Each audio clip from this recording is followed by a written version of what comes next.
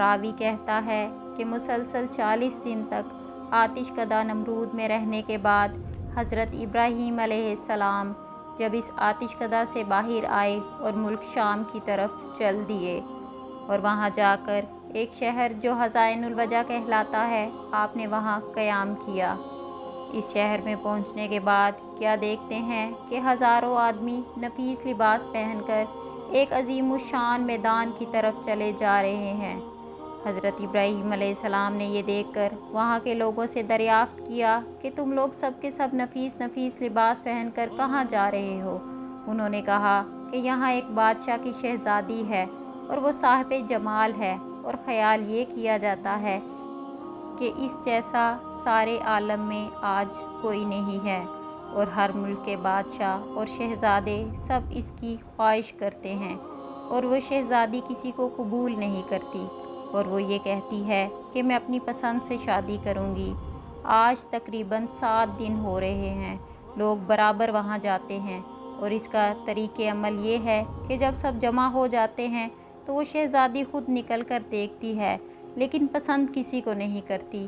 یہ بات جب حضرت ابراہیم علیہ السلام نے سنی تو انہی لوگوں کے ساتھ ہو لیے اور اسی میدان کے ایک گوشہ میں جا بیٹھے۔ جب دوپہر ہو گئی اور تمام لوگ حاضر ہو گئے تو وہ شہزادی اپنے ساتھ 70 عورتیں لے کر اور تاج زری سر پر رکھ کر اور نقاب چہرے پر ڈال کر اور ایک تہرنج زری جواہرات سے جڑا ہوا ہاتھ میں لے کر میدان میں جا کر ایک سرے سے سب کو دیکھنے لگی۔ جب حضرت ابراہیم علیہ السلام کے پاس پہنچی، دیکھا کہ ایک نور ان کی پیشانی پر چمکتا ہے۔ وہ نور حضرت محمد صلی اللہ علیہ وآلہ وسلم کا تھا۔ وہ شہزادی اس نور کو دیکھ کر ان کے حسن و جمال پر عاشق ہو گئی اور تہرنج زری کو حضرت ابراہیم علیہ السلام کی گود میں ڈال دیا اور خود تخت پر جا بیٹھی۔ اس کے بعد بادشاہ وقت کے لوگ حضرت ابراہیم علیہ السلام کو بادشاہ کے پاس لے گئے۔ در حقیقت وہ نور جس پر شہزادی عاشق ہوئی وہ نور محمدی صلی اللہ علیہ وآلہ وسلم کا تھا، جو حضرت ابراہیم علیہ السلام کی پیشانی پر نمودار ہوا تھا۔ بادشاہ نے اسے دیکھ کر اپنی بیٹی کی طرف نگاہ کی اور کہا کہ اے بیٹی، نیک شوہر تو نے پا لیا، مگر وہ غریب ہے، اس سے کچھ فائدہ نہیں ہوگا۔ پھر سب نے مل کر حضرت ابراہیم علیہ السلام سے اس کی شادی کر دی اور تمام رسومات ادا کی، اور سارے شہر میں خوشی پھیل گئی۔ اور یہ بھی بعض روایتوں سے معلوم ہوتا ہے کہ مانند سائرہ خاتون اور حوا علیہ السلام کے نہ کوئی حسن و جمال میں ہوا ہے اور نہ ہوگا۔ شادی کے چند ماہ بعد حضرت ابراہیم علیہ السلام نے ملک شام کی طرف جانے کا ارادہ کیا۔ سائرہ خاتون نے کہا کہ میں بھی تمہارے ساتھ چلوں گی، اور بغیر تمہارے میری زندگی محال ہے، لہٰذا مجھ کو بھی اپنے ہمراہ لے چلو۔ حضرت ابراہیم علیہ السلام نے فرمایا کہ تمہارا باپ تمہیں نہیں چھوڑے گا۔ سائرہ خاتون بولی کہ میرے باپ کی قدر تمہارے وجود کے سامنے میرے نزدیک کچھ بھی نہیں ہے، اگر چھوڑے گا تو بے حکم اس کے تمہارے ساتھ چلوں گی، کیونکہ تمہارے بغیر زندگی محال اور وبال ہے۔ پھر سائرہ خاتون نے اپنے باپ سے رخصت مانگی، اس نے ان کو اجازت دے دی۔ تب حضرت ابراہیم علیہ السلام سائرہ خاتون کو لے کر شہر سے نکلے، اور اللہ تعالیٰ کا حکم بھی یہی تھا۔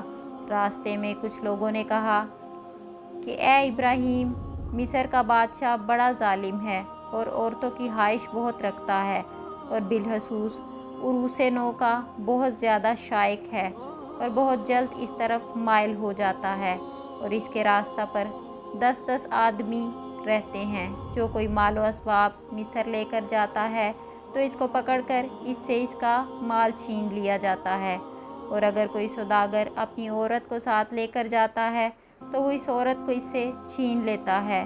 یہ سن کر حضرت ابراہیم علیہ السلام اندیشہ کرنے لگے، اور سائرہ خاتون کے برابر حسینہ سارے جہان میں کوئی عورت نہ تھی، اور اس راہ کے سوا جانے کے واسطے کوئی دوسری راہ بھی نہ تھی۔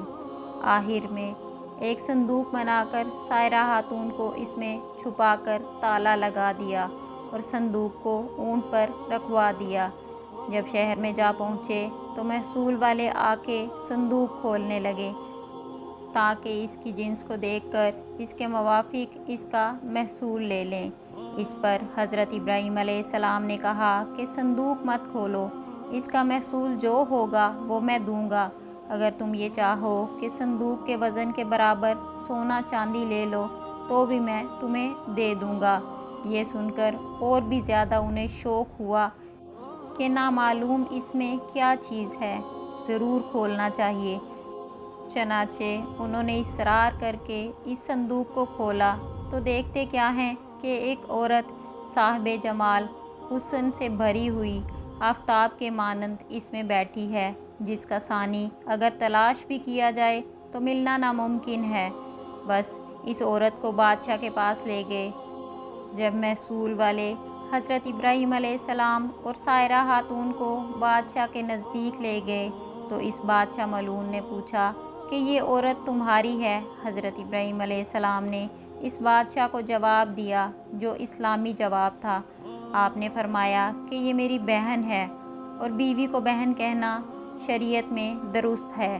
یہ جواب سن کر اس ملعون نے کہا تم اپنی بہن کو مجھے دے دو۔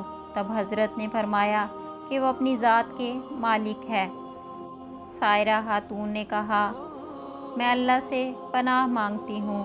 ملعون یہ سن کر ہنسا اور حکم کیا کہ ان کو حمام میں لے جاؤ اور نہلا دھلا کر اچھا لباس پہنا کر خوشبو لگا کر میرے پاس لاؤ۔ باحکم اس ملعون کے ایسا ہی کیا گیا۔ جب وہ تمام کام سے فراغت پا چکی تو اسی وقت اللہ تعالیٰ نے حضرت جبرائیل علیہ السلام کو بھیجا کہ وہ پردہ حضرت ابراہیم کی آنکھوں کے سامنے سے ہٹا دیں تاکہ حضرت ابراہیم علیہ السلام وہ تمام گفتگو جو ملعون کر رہا ہے اس کو سن سکیں اور ان کے تمام حالات اپنی آنکھوں سے دیکھیں۔ جب جمال مبارک حضرت سائرہ خاتون کا اس ملعون نے دیکھا تو فوراً اس نے دست درازی کا ارادہ کیا۔ اسی وقت اس کا ہاتھ خشک ہو گیا۔ پھر اس نے چاہا کہ بے ادبی کر لے، تب اللہ تعالیٰ کے حکم سے اپنے زانوں تک زمین میں دھنس گیا۔ جب اس کا کوئی بس نہ چل سکا تو فوراً کہنے لگا یہ عورت تو جادوگر ہے۔ حضرت سائرہ خاتون نے اس ملعون سے کہا اے بدبخت، میں جادوگر نہیں ہوں، لیکن خاوند میرا خداوند قدوس کا دوست ہے جو سب کی نگہبانی کرنے والا ہے، اور میرا خاوند خداوند کریم کی درگاہ میں دعا کرتا ہے تاکہ تو مجھے بے عزت نہ کر سکے۔ یہ سن کر اس نے توبہ کی، ہاتھ اس کا درست ہو گیا اور زمین نے بھی اس کو چھوڑ دیا۔ پھر جب دوسری مرتبہ سائرہ خاتون کی طرف نگاہ بد سے دیکھا تو وہ اسی وقت اندھا ہو گیا۔ تب اس ملعون نے کہا کہ اے بی بی معصوم، میرے حال پر دعا کرو اور میں اس کام سے ہمیشہ کے لیے توبہ کرتا ہوں۔ جب آپ نے اللہ تعالیٰ سے دعا کی تو اس کے حکم سے اس کی آنکھیں اچھی ہو گئی۔ پھر جب حالات ٹھیک ہو گئے تو غلبہ شیطانی سے عہد شکنی کرنی چاہی کہ میں حضرت سائرہ خاتون پر دستدراز ہوں، تو اسی وقت تمام بدن اس کا خشک ہو گیا اور پھر آنکھیں جاتی رہی۔ پھر کہنے لگا بی بی پاک دامن، میرے واسطے اپنے خدا سے دعا کیجیے۔ حضرت سائرہ خاتون بولی کہ اے بدبخت، یہ دعا میری نہیں ہے بلکہ میرے شوہر میرے ساتھ ہیں، ان کی دعا ہے، اور وہ خداوند کریم کے دوست ہیں، اور اگر وہ چاہیں تجھے معاف کریں اور اگر نہ چاہیں تو تب معاف نہیں کریں گے۔ تب اس نے کہا کہ حضرت ابراہیم علیہ السلام کو یہاں لاؤ۔ پھر اس کے بلانے پر حضرت ابراہیم علیہ السلام وہاں تشریف لائے۔ وہ بادشاہ بولا اے ابراہیم علیہ السلام، مجھے معاف کیجیے، میں نے آپ پر بہت بڑا ظلم کیا ہے اور میں اب توبہ کرتا ہوں۔